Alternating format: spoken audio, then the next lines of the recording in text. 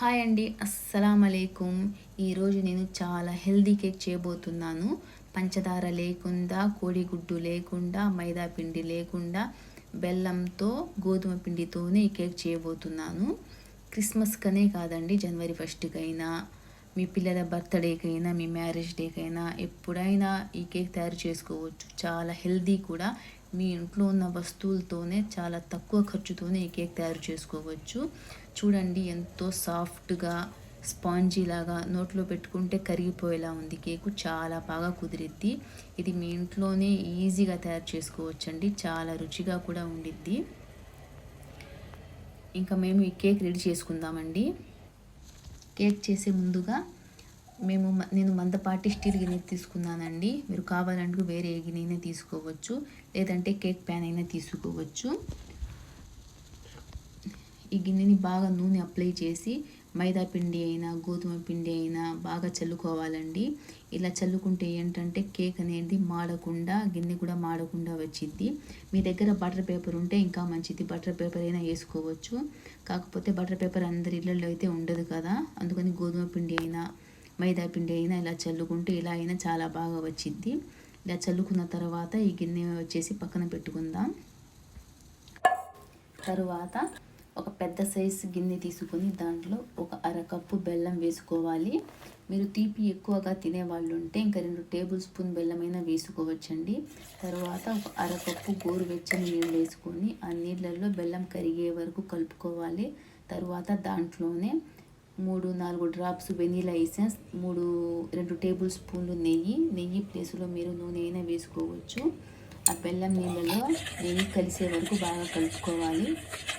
తరువాత ఒక జల్లెడ తీసుకొని 1 కప్పు గోధుమ పిండి,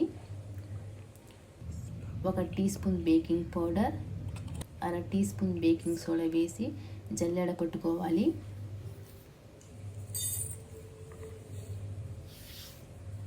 ఇలా జల్లెడ పట్టుకుంటే ఏంటంటే కేక్ అనేది చాలా స్పాంజీ లాగా వచ్చిద్దండి, చాలా బాగా వచ్చిద్ది. జల్లెడ పట్టుకున్న తరువాత మొత్తం బాగా కలపాలండి. మేము దీంట్లో కోడిగుడ్లు వేసుకోలేదు, మైదా పిండి వేసుకోలేదు, పంచదార వేసుకోలేదు. ఇది గోధుమ పిండి బెల్లంతో చేస్తున్నాం కాబట్టి ఇది ఇంత చిక్కగా ఉంది. మీరు దీంట్లో చల్లని ఫ్రిడ్జ్లో పాలు కాకుండా, వేడి పాలు కాకుండా మీరు రూమ్ టెంపరేచర్లో ఉన్న పాలే కొంచెంగా వేసుకుంటూ బాగా కలుపుకోవాలండి. ఇది మీరు ఎంత బాగా కలుపుకుంటే మీ కేక్ అనేది అంత బాగా వచ్చింది. మీరు ముందు నుంచి చూస్తూనే ఉన్నారు, దీంట్లో నేను మైదా వేయలేదు, పంచదార వేయలేదు. ఇది బెల్లంతో గోధుమ పిండితో చేస్తున్న కేక్ అండి. చాలా హెల్తీ కేక్. మీరు ఏమాత్రం భయపడకుండా మీ కేక్ పిల్లలకి హ్యాపీగా చేసి పెట్టవచ్చు. మొత్తం నాకు అరకప్పు పాలు పట్టాయండి దీంట్లో.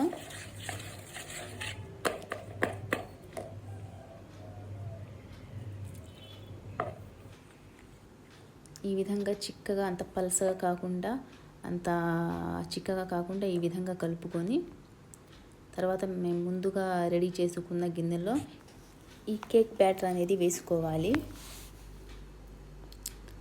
తర్వాత మొత్తం వేసుకున్న తరువాత ఈ గిన్నెని 2-3 సార్లు ట్యాప్ చేయాలండి. తరువాత దీని మీద మేము నట్స్ అయినా వేసుకోవచ్చు, డ్రై ఫ్రూట్స్ అయినా వేసుకోవచ్చు, లేకపోతే టూటీ ఫ్రూటీ అయినా వేసుకోవచ్చు, లేదా బాదం పప్పులు ఏదైనా వేసుకోవచ్చు అండి. నేను బాదం పప్పులు వేస్తున్నాను. ఇలా వేస్తే ఏంటంటే చూడటానికి చక్కగా ఉండిద్ది. తరువాత ఒక మందపాటి గిన్నె తీసుకొని దాని లోపల సిల్వర్ ప్లేట్ అయినా సరే, స్టీల్ ప్లేట్ అయినా సరే, లేకపోతే ఒక గిన్నె అయినా సరే పెట్టుకొని మేము రెడీ చేసి పెట్టుకున్న కేక్ బ్యాటర్ని పెట్టుకొని మూత పెట్టాలి.